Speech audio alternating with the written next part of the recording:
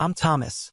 I'm 28 years old, and the moment I saw my parents' rented Porsche Cayenne pull up to my wedding uninvited, I didn't feel fear. I felt like a hunter watching a trap finally snap shut. Before I tell you how I handed them a bill for every cent they stole from me, let me know where you're watching from in the comments below. It's always good to see how far these stories travel. Started 10 years ago. I was 17. Most kids that age are worrying about prom dates or SAT scores.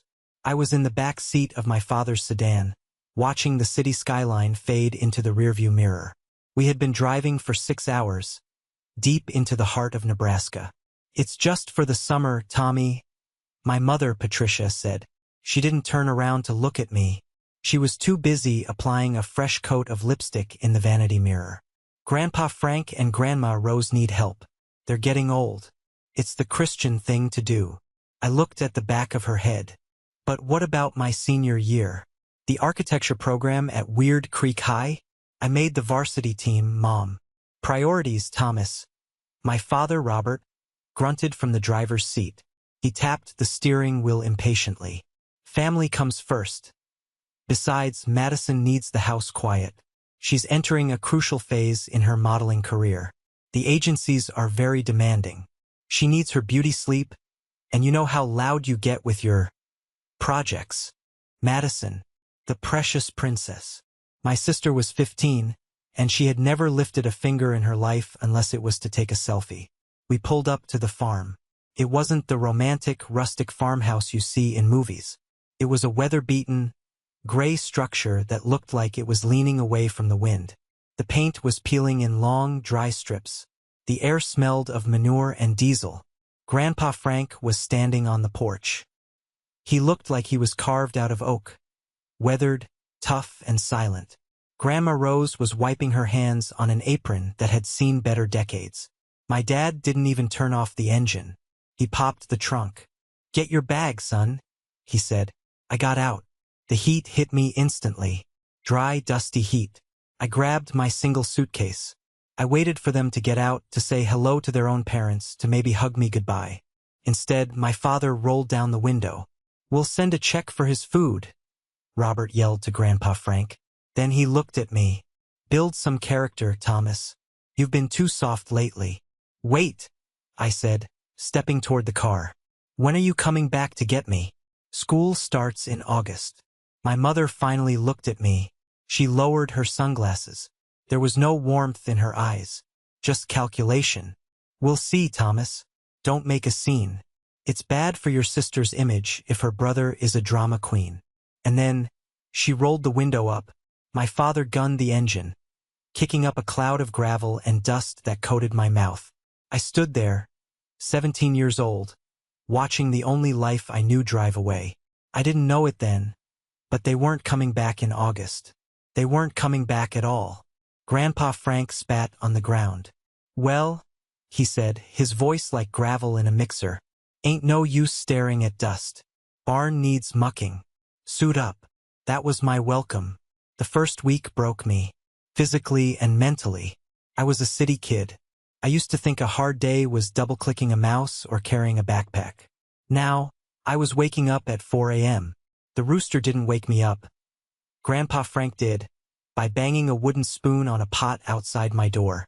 "Day's wasting," he'd yell. My hands, which used to hold drafting pencils, were now covered in blisters. I'm talking raw, weeping blisters that popped and bled when I gripped the shovel. We were clearing out the stables. It was hip-deep in filth. One night, about 2 weeks in, I broke. I was sitting at the kitchen table, staring at a plate of Grandma Rose's meatloaf. I couldn't even hold the fork because my hands were shaking so bad from muscle fatigue. "I need to call them," I whispered. "Phone's on the wall," Grandma Rose said gently. She put a glass of milk in front of me. "But don't expect a miracle, honey." I dialed home. It rang 4 times, then 5. Finally, Madison picked up. "Hello." She sounded annoyed. I could hear music pumping in the background. "Maddie? It's Thomas." "Ugh. Hold on," she shouted away from the phone. "Quiet. It's the exile." She came back on the line. "What do you want?" "I'm doing a live stream." "Put Mom or Dad on," I said. fighting the lump in my throat. "They're out," she said. "Dinner with the scouts from the modeling agency in New York. Dad's looking at leasing a new convertible. He says since they don't have your tuition to worry about, they have extra cash flow." My stomach dropped. "What tuition? My college fund is in a trust." "Not anymore, dummy," Madison laughed. It was a cruel, sharp sound. "Dad liquidated it. Something about reallocating resources to the asset with the highest yield.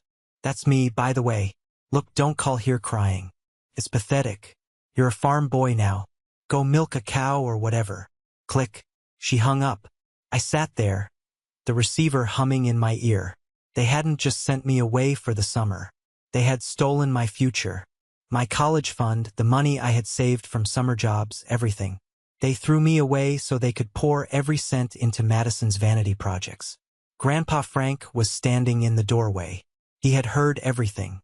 He didn't offer pity. He didn't hug me. "You done crying?" he asked.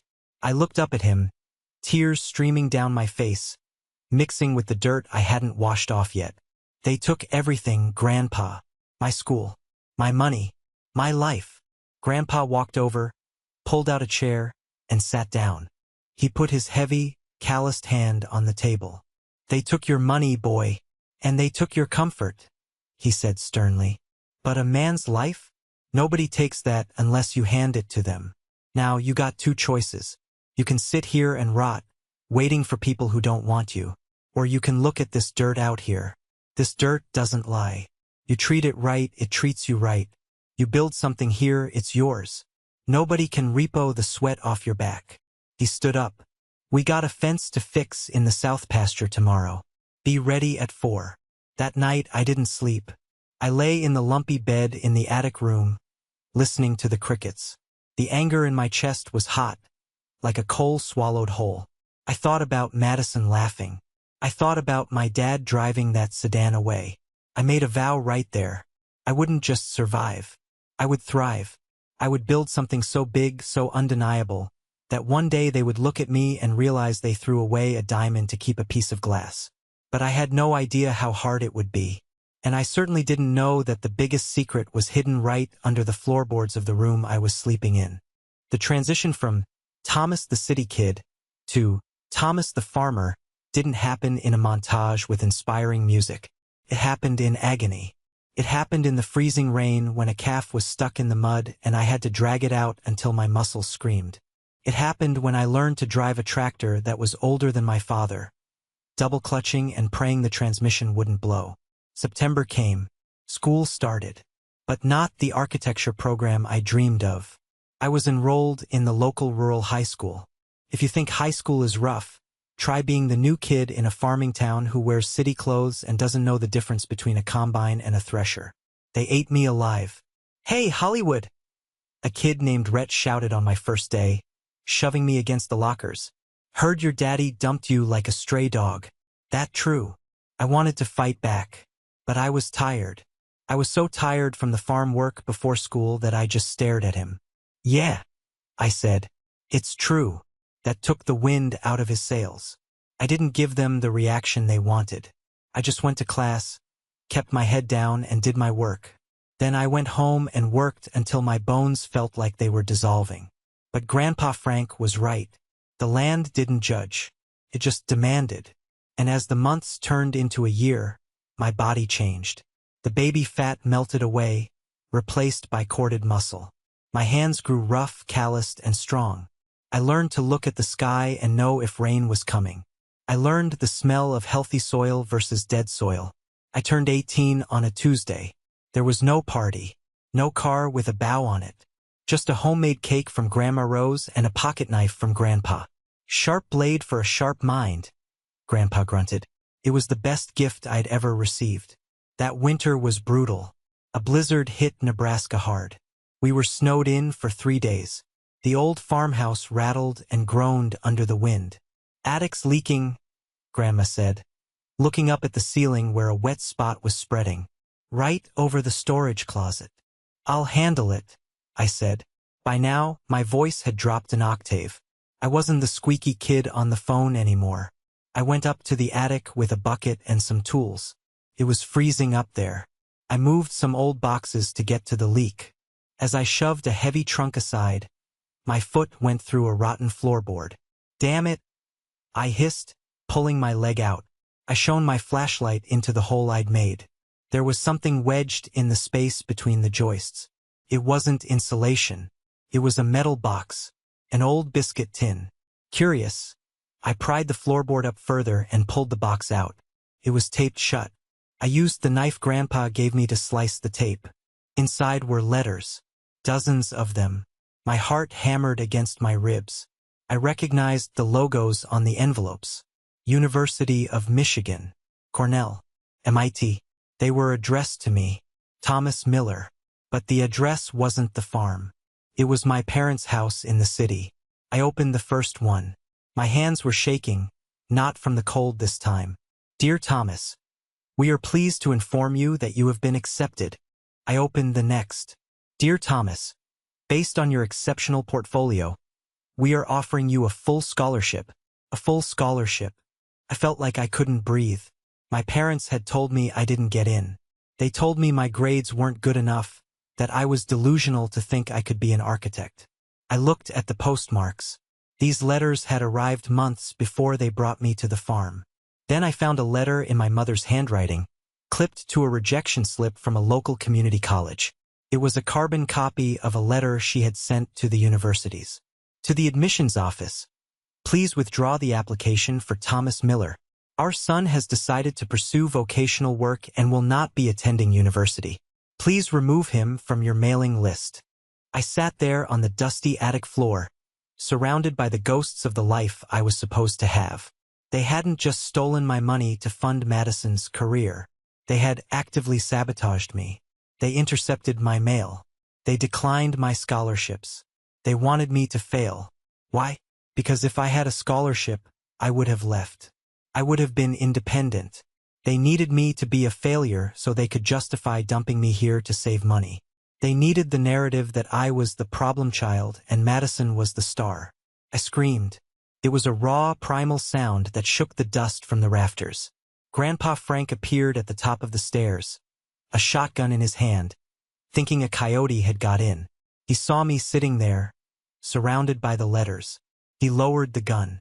He walked over and picked up a letter. He read it. Then he read the note my mother wrote. I watched his face. Grandpa was a man who never showed emotion, but I saw his jaw tighten until I thought his teeth would crack. His face turned a dark shade of red. "They did this?" he whispered. "My own son did this? They wanted me to think I was stupid," I said, my voice breaking. "They wanted me to think I had no choice." Grandpa crumpled the letter in his fist. "Patricia," he spat the name like a curse. "And Robert, weak. A weak man led by a wicked woman." He looked at me. "I didn't know, Thomas. I swear on my life, I didn't know." "I know, Grandpa," I said. He sat down next to me. "What do you want to do? We can call a lawyer. We can sue M. I'll sell the tractor. We'll get you to school." I looked at the letters. Cornell, MIT. The dreams of a boy who used to draw skylines. Then I looked out the attic window. I saw the fields covered in snow. I saw the barn where I had birthed calves. I saw the land that had hardened me. If I went to court now, I'd be tied up in legal battles for years. I'd be asking them for money. I'd be engaging with them. "No," I said, standing up. I gathered the letters. "No?" Grandpa asked. "I don't want their money," I said. "And I don't want to be an architect who builds glass towers for people like them." I walked over to the old wood stove in the corner of the attic. I opened the door and threw the letters in. "Thomas, wait." Grandpa stood up. "Let them burn," I said. I struck a match. "They wanted to bury me here, Grandpa. They thought this farm was a punishment. They thought this was a garbage dump for their unwanted son." I watched the acceptance letter from Cornell curl into black ash. "They made a mistake," I said, the fire reflecting in my eyes. "They didn't bury me. They planted me." I turned to Grandpa. "I'm not going anywhere. This farm is losing money, right?" Grandpa nodded slowly. "We're barely breaking even. Big AG Corps are squeezing us out." Not anymore, I said. I'm going to take this farm, and I'm going to turn it into something they can't ignore. I'm going to build an empire right here on this dirt. And when I'm done, they're going to wish they had treated me like a son. That was the turning point. The boy who cried for his parents died in that attic. The man who would destroy them was born. The next morning, I didn't wait for Grandpa to wake me up. I was up at 3 a.m. I was at the kitchen table, but not with food. I had graph paper. I had books on agronomy, sustainable agriculture, and vertical farming. Grandpa walked in, rubbing his eyes. "What's all this?" "This," I said, pointing to a sketch of a hydroponic system I had designed, "is how we save Heartland Harvest." I worked like a man possessed. I finished high school, but my real education was in the dirt. I applied for grants, not student loans, but agricultural development grants. I studied soil chemistry, but I needed help. I couldn't do it alone. And that's when I met the person who would change everything. The person who would help me sharpen the knife I was going to stick in my parents' backs. Her name was Julia. I met Julia in the mud. Literally. It was 2 years later. I was 20. I had taken over the day-to-day operations because Grandpa's back had finally given out. He was still the boss, but I was the engine. We had a cow, Bessie, who was having a breech birth in the middle of a thunderstorm. I was shoulder-deep trying to turn the calf, panic rising in my throat. Couldn't lose Bessie. She was one of our best milkers. A beat-up Ford Ranger skidded into the driveway. A woman jumped out. She wasn't wearing a lab coat. She was wearing Carhartt coveralls and muddy boots. She had a braid of dark hair whipping in the wind. "Get out of the way!" she yelled, pushing past me. She didn't ask who I was. She just dove in. For 20 minutes, we wrestled with nature. Finally, with a wet schluck sound, the calf slid out onto the straw, blinking its eyes. Julia sat back in the muck, wiping slime off her face. She looked at me and grinned. "You were pulling too hard to the left. You gotta work with the contraction, not against it." "I'm Thomas," I panted. "I'm Julia," she said. "Dr. Julia Vance. I'm the new large animal vet in the county. Your grandpa called me." That was it. I was hooked. Julia wasn't like the girls I knew in the city who worried about manicures. She was brilliant, fierce, and she smelled like rain and livestock. Over the next few months, Julia became my partner in crime. She saw what I was trying to do with the farm. While everyone else in town laughed at Thomas's science projects, Julia brought me research papers on organic pesticides and heritage seeds. "You're sitting on a gold mine, Thomas," she told me one night. We were sitting on the porch, looking at the fields. "People in the city, like your parents, they're terrified of chemicals now. They want farm to table. They want a story. You have the story. You just need the product." So we went to work. I applied for a USDA grant for sustainable agriculture. I wrote that proposal like my life depended on it. I used every ounce of architectural knowledge I had to design a new irrigation system that used 40% less water. The waiting was agony. Then the letter came. Not a rejection this time. A check. $50,000. The federal government was betting on me. I remember running into the house, waving the check. Grandpa Frank looked at it, his eyes widening. "50,000? He wheezed. "Thomas, that's more money than I've seen in 10 years. "It's just the start, Grandpa," I said. We pivoted. We stopped growing cheap commodity corn for feed. We switched to heirloom tomatoes, organic kale, and microgreens for high-end restaurants. But success attracts parasites. My Aunt Catherine, my mother's sister, showed up one day out of the blue. She was a snake in the grass if I ever saw one. She drove a leased BMW and wore too much perfume. "Just checking on my favorite nephew," she chirped, looking around the renovated barn. She took photos of everything. The new tractor, the greenhouse, me and Julia. "You're doing so well," she said, her eyes calculating the value of the equipment. I knew she was a spy. I knew those photos were going straight to Patricia and Robert. "Tell them I'm busy," I told her, not offering her a drink. "Tell them I'm working." "Oh, they're so busy too," Catherine lied. "Madison is..." Well, she's almost famous. She's dating a tennis pro now. Good for her, I said. Now get off my property. I have a harvest to bring in. Catherine left, but the damage was done. The sharks smelled blood. The real test came that summer. A blight hit the county. A fungal infection that was wiping out tomato crops left and right. The standard procedure was to blast the fields with heavy fungicides. Toxic stuff. Mr. Henderson, the banker who held our mortgage, came by. He was a small, nervous man. You have to spray, Thomas, he said. If you lose this crop, you default on the loan. The bank takes the farm. I looked at Julia. We had spent 3 years building a reputation for being 100% organic. If we sprayed, we saved the crop, but we lost our certification. We lost our brand. No, I said. You're crazy, Henderson yelled. You'll lose everything. I'd rather lose the crop than my integrity, I said. We used the neem oil solution and the predatory insects. We trust the ecosystem we built. It was a gamble, a massive, terrifying gamble. For 2 weeks, I barely slept. I walked the rows at night with a flashlight, checking the leaves. I watched my neighbors spray their fields, killing everything, good bugs and bad. But our ecosystem held. The predatory wasps we had introduced ate the larvae. The neem oil kept the fungus at bay. We lost 20% of the crop, sure. But the 80% that survived? It was sweeter, richer, and completely chemical-free. While my neighbors were selling their chemically soaked tomatoes for pennies, I was selling mine for $4 a pound. That harvest changed everything. We paid off the tractor. We fixed the roof. And Grandpa Frank did something I never expected. He walked into the kitchen one morning with a legal document. Sign it, he said. What is it?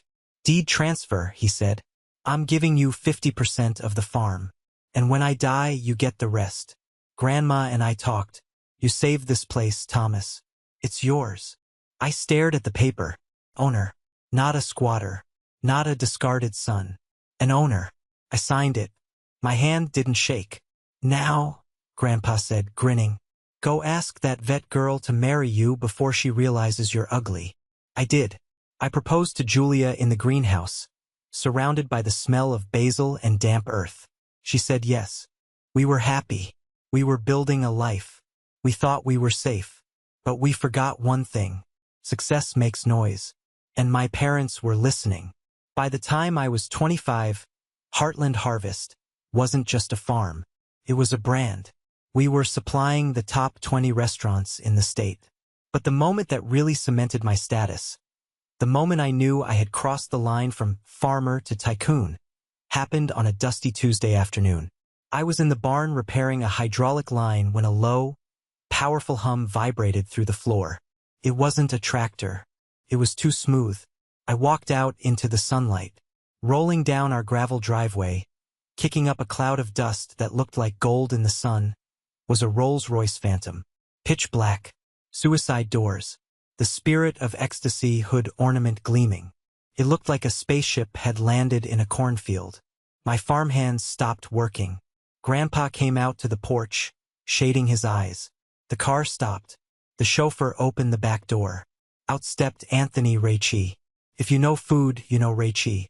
He owns the Gilded Fork, the only 3 Michelin star restaurant in 3 states. He was a terrifying man, short, Italian, with a temper that could curdle milk. He walked right up to me. He looked at my oily overalls. He looked at the dirt on my face. You Thomas? He barked. I am, I said, wiping my hand on a rag before offering it. He didn't shake it. He walked past me, straight to a crate of heirloom carrots we had just pulled. He picked one up, wiped the dirt off with his thumb, and bit into it. The silence was deafening. My crew held their breath. Raichi chewed. He closed his eyes. Sweet Mother of God, he whispered. It tastes like the earth used to taste before we poisoned it. He turned to me. I want it all. All what? I asked. All of it. The carrots, the kale, the beef. I want an exclusive contract. I'll pay you triple market rate. But you sell to nobody else in the city. Just me. Triple market rate. I did the math in my head instantly. That was millions. Deal, I said. Rachie finally shook my hand. Get a shower, kid. You smell like money. When that Rolls-Royce drove away, I knew my life had changed. We weren't just surviving anymore. We were wealthy. I bought Grandpa a new truck. I renovated the farmhouse, putting in a chef's kitchen for Grandma. I bought Julia a state-of-the-art veterinary clinic so she could treat animals for free if she wanted to. But while my star was rising, another star was burning out. Aunt Catherine, the spy, couldn't help herself. She came by one day to congratulate me on the Rachie deal. You know, she said, sipping iced tea on my porch, Madison is having a hard time. Oh, I said, feigning disinterest. The tennis career didn't work out. Her knees couldn't take it. And the modeling, well, she aged out of the teen look. She's 23 now. The agencies dropped her. I leaned back in my chair. That's a shame. Your parents are struggling, Catherine pressed. They invested everything in her. The training, the travel, the PR firms. They mortgaged the house. Twice. Sounds like a bad investment strategy, I said coldly. Catherine narrowed her eyes. They're your family, Thomas. They're broke. Your father is driving a rental because the bank took his Mercedes. Your mother is on antidepressants. They have a son, I said. Maybe Madison can get a job at a diner. Thomas, get out, Catherine, I said, and tell them this. If they ever set foot on this land, they better bring a checkbook, not a sob story. I thought that would scare them off. I thought shame would keep them away. I was wrong. Shame is a feeling for people with a conscience. My parents didn't have consciences. They had appetites. It all came to a head the week of my wedding. Julia and I were planning a beautiful ceremony right there on the farm, in the vineyard we had planted. It was going to be intimate. Friends, workers, neighbors. We sent out invitations.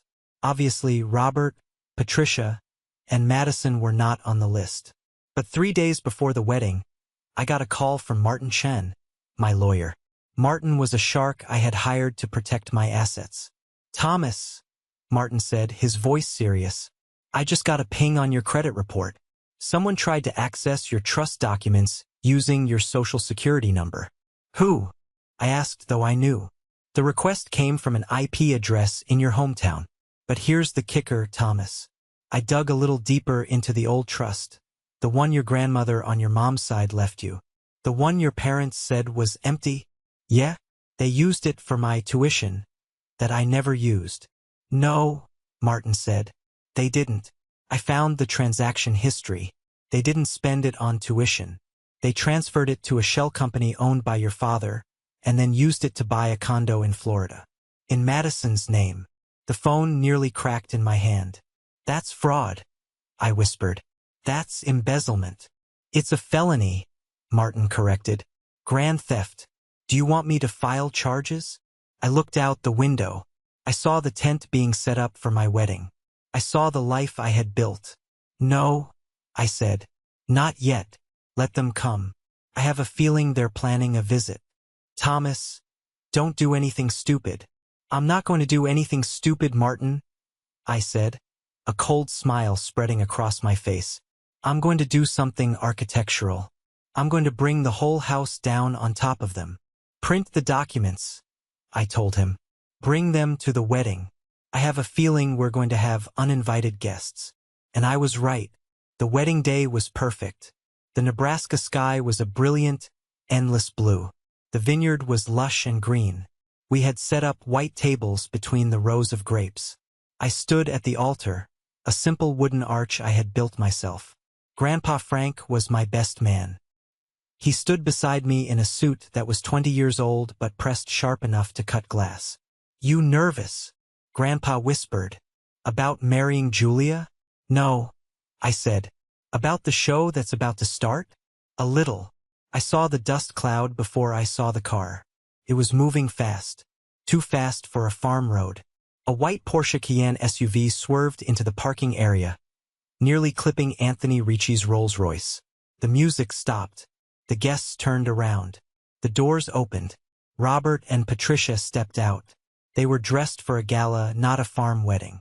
My father wore a tuxedo that looked a little tight around the middle. My mother wore a silver gown that sparkled aggressively in the sunlight. And then Madison stepped out. She looked tired. The precious princess had dark circles under her eyes that makeup couldn't hide. She was wearing white. Yes, she wore a white dress to my wedding. A murmur went through the crowd. "Ignore them," Grandpa growled, stepping forward. "No," I said, putting a hand on his arm. "Let them come." They walked down the aisle like they owned the place. My mother had a plastered-on smile, waving to people she didn't know. They stopped 10 feet from the altar. "Thomas!" my mother cried out, opening her arms. "Oh, look at you. We made it just in time." "You weren't invited," I said. My voice wasn't loud, but in the silence of the vineyard, it carried like a gunshot. Patricia laughed, a nervous, tinkling sound. "Oh, stop it. You know how the mail is. We knew you wanted us here. We're family. We need to talk, son," Robert said, stepping forward. He tried to look authoritative, but I saw the sweat on his upper lip. He eyed the guests, the expensive catering, the sheer scale of my success. I saw the greed in his eyes. It was naked and ugly. "We can talk right here," I said, "in front of everyone." "It's a private family matter," Robert hissed. "I have no secrets from these people," I said, gesturing to my guests. "These are the people who helped me when you threw me away. This is my family." Madison spoke up then. "God, you're so dramatic. Can we just hurry this up? My heels are sinking in the dirt." "What do you want?" I asked. "We need to restructure the family finances," Robert said, straightening his tie. "Madison has had a setback. Medical bills, physical therapy. We need access to the farm's equity. Just a bridge loan. We're your parents, Thomas. We raised you. We made you the man you are." "You made me," I repeated. "That's funny." "We pushed you," Patricia chimed in. "We knew you needed tough love. If we hadn't sent you here, you'd be some soft city boy. We did this for you. And now it's time to give back. It's the law, Thomas. Filial responsibility." I looked at Julia. She nodded slightly. She knew the plan. I turned to Martin Chun, who was sitting in the front row. "Martin? The folder, please." Martin stood up and handed me a thick manila envelope. "You want to talk about finances?" I asked, opening the envelope. "Let's talk about the college fund." My father's face went pale. "Thomas, that's ancient history." "I have here," I said, holding up a document, "a bank transfer record from 10 years ago. It shows the liquidation of the Thomas Miller Trust. The trust Grandma Catherine left specifically for me. Not for the family. For me." I held up another paper. "And this is the deed to a condo in Boca Raton. Purchased 2 weeks later by Miller Holdings, LLC. Occupant, Madison Miller."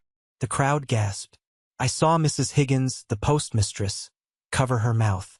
"You didn't use my money for bills," I said, my voice rising. "You stole it. You committed wire fraud. You forged my signature." "It was a loan," Robert shouted. "We were going to pay it back." "When?" I asked. "When Madison became a star." "Well, look at her. She's not a star. She's a trespasser in a white dress at her brother's wedding." Madison burst into tears. Real tears this time. "It's not my fault. They made me do it. They said I deserved it. And here is the kicker," I continued. "I calculated the principal amount you stole, plus 10 years of interest at the standard market rate." I reached into my pocket and pulled out a check. I had written it that morning. "You came here for money?" I walked down the steps of the altar and stood right in front of my father. He smelled of fear and cheap cologne. I slapped the check into his chest. He grabbed it. He looked at the number. $5,000? He sputtered. This is an insult. The trust was worth 6 figures. "Read the deduction line," I said coldly. He looked down. "Deducted, room and board for 17 years. Emotional damages. And a stupidity tax for thinking you could hustle me on my own land." "You ungrateful little..." My father raised his hand. Before he could move, Carlos, my head of security and finest tractor mechanic, stepped out of the shadows. Carlos is 6 feet 4 inches and lifts engine blocks for fun. He crossed his arms. I wouldn't, Carlos said. This is my wedding, I said to my parents. You have 5 minutes to get that rental off my property before I have Martin file the fraud charges with the FBI. I have the paperwork ready to go. Patricia looked at me. For the first time, the mask slipped. She looked old. She looked terrified. Thomas, please. We have nowhere to go. The bank took the house. I looked her in the eye. The same eyes that watched me run after the car 10 years ago. Then I suggest you find a farm, I said. I hear they're always looking for help mucking out the stables. It builds character. Get out. The walk of shame is usually a metaphor. This was literal. My parents turned around. The guests parted like the Red Sea, but instead of awe, there was just cold, hard judgment. In a small town, reputation is everything. And my parents had just revealed themselves to be monsters. Madison didn't walk with them. She stood there for a second, looking at me. I'm sorry, she whispered. I looked at her, really looked at her. She was a victim too, in a way, a product of their greed. But she was also an adult who had spent 10 years spending my money. Don't tell me, I said. Show me. Go make your own life, Madison. Far away from them. She nodded, wiped her face and walked away. Not toward the Porsche, but toward the main road to call a cab. Robert and Patricia got into the Porsche. My dad slammed the door so hard the car shook. He turned the key. Click. Nothing. He turned it again. Click, click, click. The engine was dead. Couldn't help it. A small smile tugged at the corner of my mouth. Carlos leaned over to me. I might have loosened the battery cable when I saw them park. Just a little. You're getting a raise, Carlos, I whispered. My father got out, red-faced, slamming the hood. He was screaming at the engine. My mother was sitting in the passenger seat, weeping into her hands. Eventually, the tow truck came. Not just any tow truck, but Old Man Miller's, no relation beat-up flatbed. They had to sit in the cab of the tow truck, squeezed in with the driver and his dog, while their rented luxury SUV was hauled away. As the truck disappeared down the road, silence fell over the vineyard. I turned back to Julia. She was smiling. She took my hands. Well, she said, that was dramatic. Is the wedding ruined? I asked. Grandpa Frank stepped up. He cleared his throat. Ruined? He boomed. The trash just took itself out. Now we can actually celebrate. A cheer went up from the crowd. The band started playing, a lively bluegrass tune. The tension evaporated, replaced by a feeling of lightness. The air felt cleaner. We got married as the sun began to set, painting the sky in shades of purple and gold. When I kissed the bride, I didn't feel the weight of my past anymore. I felt the strength of my roots. I looked over at the empty space where the Porsche had been. I realized something. I had spent 10 years running on anger. Anger was the fuel that got me out of bed at 4 a.m. Anger was the fire that burned those letters. But as I held Julia in my arms, dancing on the dirt I owned, I realized the fuel had run out. And that was okay. I didn't need anger anymore. I had love. I had purpose. I had won. The dust from the tow truck finally settled, leaving the air over the vineyard clear and crisp. You could actually smell the grapes again, sweet and earthy, no longer overpowered by the scent of my father's desperate cologne or the exhaust fumes of a rental car. I turned back to the altar. The silence that had fallen over the crowd wasn't awkward anymore. It was respectful. It was the kind of silence you get after a thunderstorm passes, when the world feels washed clean. Grandpa Frank stepped up to the microphone. He adjusted his tie, a clip-on he'd probably had since the Nixon administration, and looked out at the guests. These weren't senators or hedge fund managers. They were the people who mattered. There was Mrs. Higgins from the post office, who had helped me uncover the truth about my letters. There was Old Man Miller, who had just hauled my parents away.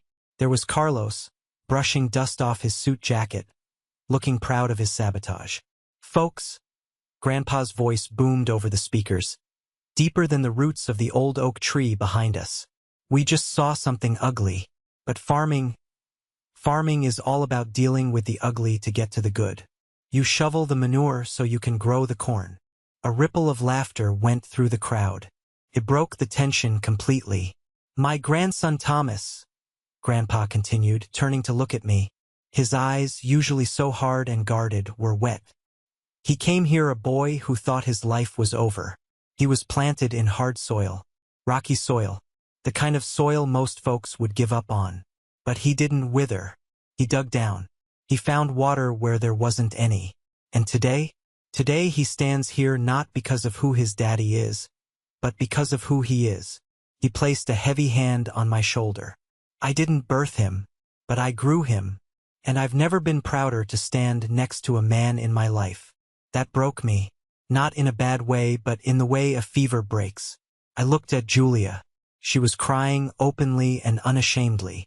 The ceremony that followed wasn't the royal wedding my mother would have planned. It was better. We wrote our own vows. I didn't promise to give her the world. I promised to build a world with her, brick by brick, row by row. I promised that our home would be a fortress where no one was ever made to feel unwanted. When the officiant, our local sheriff actually, pronounced us husband and wife, the cheer that went up was loud enough to scare the crows 3 counties over. The reception was a blur of joy. We didn't have a string quartet. We had a local bluegrass band playing on a stage made of hay bales. We didn't have tiny portions of French food. We had a feast grown right there on the farm. Roasted heritage pork, salads made from greens picked that morning, and wine from our own grapes. Sometime around midnight, I found myself sitting on the edge of the dance floor, watching Julia spin Grandpa Frank around. The old man was laughing, his face flushed. Anthony Raichi sat down next to me, holding a glass of our reserve Cabernet.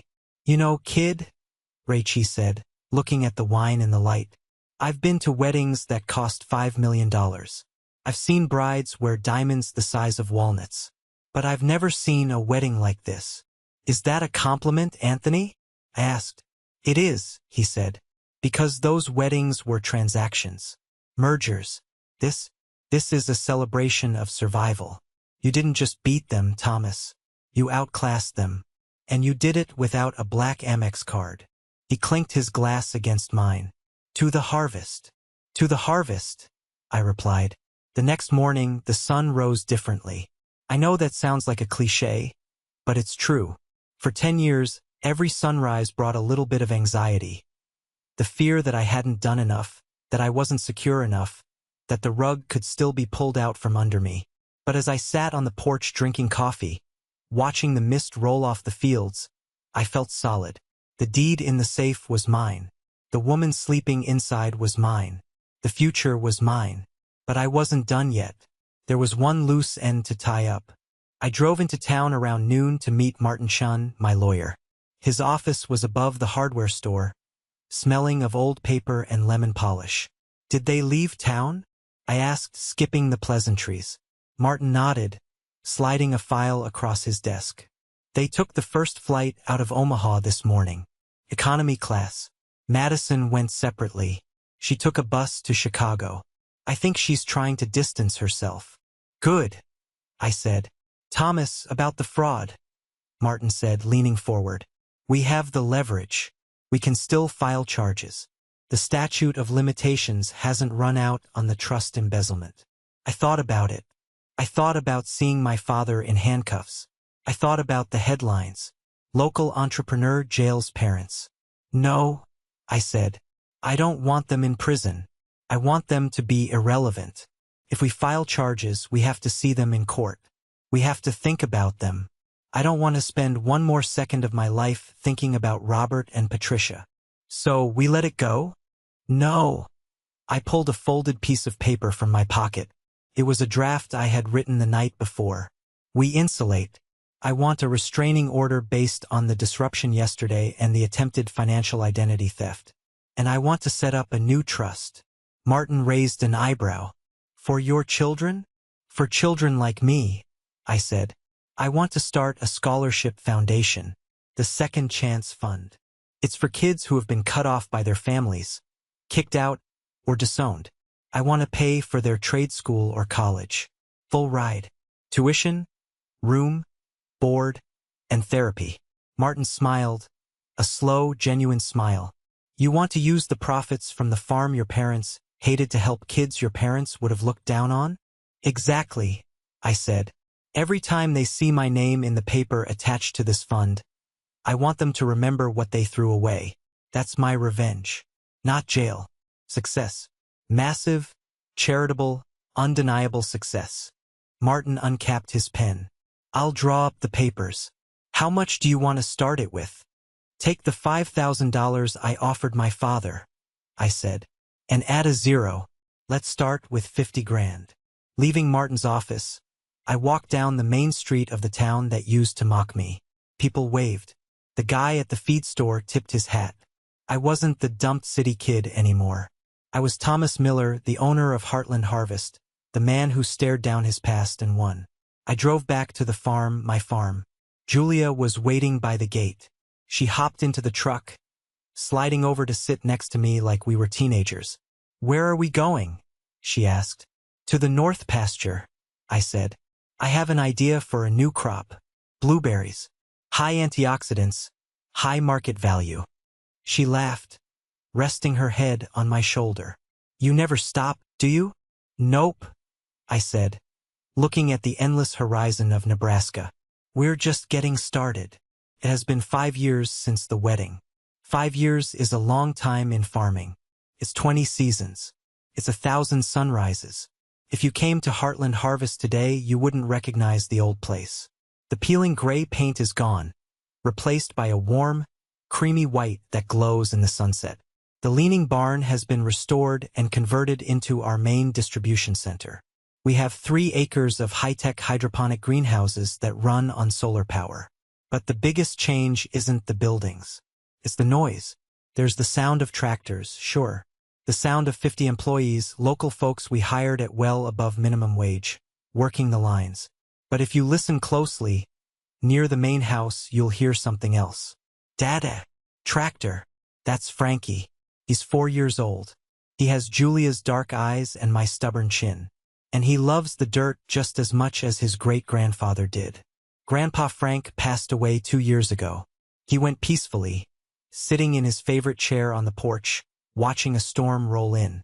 We buried him under the old oak tree, overlooking the fields he spent his life tending. We didn't mourn him with black clothes and silence. We threw a barbecue for the whole town. We told stories. We laughed. Because Grandpa didn't leave a hole. He left a foundation. Grandma Rose is still with us, ruling the kitchen with an iron fist and spoiling Frankie rotten. She teaches him how to bake bread while I teach him how to check the pH balance of the soil. See this, Frankie? I told him yesterday, crumbling a clod of dark earth in my hand. This is alive. You take care of it, it takes care of you. It doesn't care if you're rich or poor. It just cares if you show up and do the work. Frankie nodded solemnly, then shoved a handful of dirt into his pocket. He's learning. As for the Second Chance Fund, it exploded. We've sent 12 kids to college so far. 3 of them came back to work for me as agronomists and engineers. We're building a community of castaways who found their anchor. Every year I get a report on the fund's impact. And every year I feel a little more of that old scar tissue on my heart dissolve. But I know what you're wondering. You're wondering about them. The people who didn't get a seat at the table. I don't search for them. I don't stalk their social media. But in the digital age, news travels. Aunt Catherine, the spy, actually did me a favor. She sent a letter to Grandma Rose last Christmas, trying to weasel her way back in. Grandma burned it, but not before reading the updates. Robert and Patricia are living in a 2-bedroom apartment in a suburb of Phoenix. Not a luxury condo. A regular, beige apartment complex near a highway. My father works as a consultant for a timeshare company. My mother works part-time at a department store makeup counter. They are alone. They have no relationship with me. They have no relationship with their grandchildren. They sit in that apartment, surrounded by the remnants of a life they mortgaged for an illusion. And Madison, this is the part that might surprise you. About 6 months after the wedding, I got a letter. No return address. Inside was a cashier's check for $200. And a note. It's not much. I'm waiting tables in Chicago and taking night classes for graphic design. I'm sorry I was a brat. I'm sorry I let them use me to hurt you. I don't expect you to forgive me, but I wanted to start paying you back. I'll send more when I can. I didn't cash the check. I framed it. I put it in my office. I haven't called her. Not yet. Trust is a crop that takes a long time to grow, especially after the ground has been salted. But maybe one day the soil will be ready for a seed. Maybe. The other day, I was driving the perimeter of the farm in my truck. A Ford, not a Rolls-Royce, though I could afford 10 of them now. I stopped at the highest point of the property, known as Miller's Rise. I looked out over the empire I built. I saw the wind rippling through the wheat like waves on an ocean. I saw the sun glinting off the greenhouses. I saw Julia playing tag with Frankie on the lawn. I thought about the 17-year-old boy who stood in that driveway, watching his parents drive away, feeling like his life was over. I wanted to reach back through time, grab him by the shoulders and shake him. I wanted to tell him, it's okay. Let them go. Let them take the money. Let them take the fake love. Let them take the expectations. Because they are clearing the way for something better. They thought they were burying me. They didn't know I was a seed.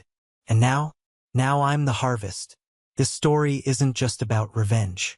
Revenge is a fleeting sugar rush. It feels good for a moment, but it leaves you empty. If I had just stayed angry, if I had just focused on destroying my parents, I never would have built Heartland Harvest. I never would have met Julia. The real lesson here is about the architecture of self-worth. We often let other people, parents, bosses, partners, draft the blueprints of our lives. We let them decide what we are worth. My parents decided I was worth nothing more than a farmhand to fund their golden child.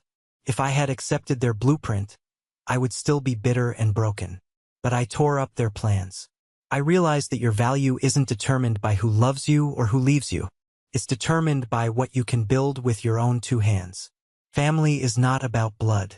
Blood is just biology. Family is a meritocracy.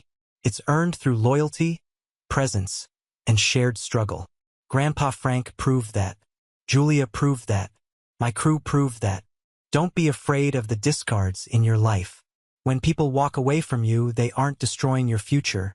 They are simply removing themselves from the equation so you can solve it yourself. I want to hear from you. What is the biggest discard moment in your life that turned out to be a blessing? Did you lose a job, a partner, or a friend, only to realize later that it cleared the path for your success? Drop a comment below sharing your story. Or, if this story resonated with you and you agree that success is the best revenge, just comment the word good. Tells me that you're still fighting, still building, and still growing. Thanks for listening. I'm going to go teach my son how to drive a tractor.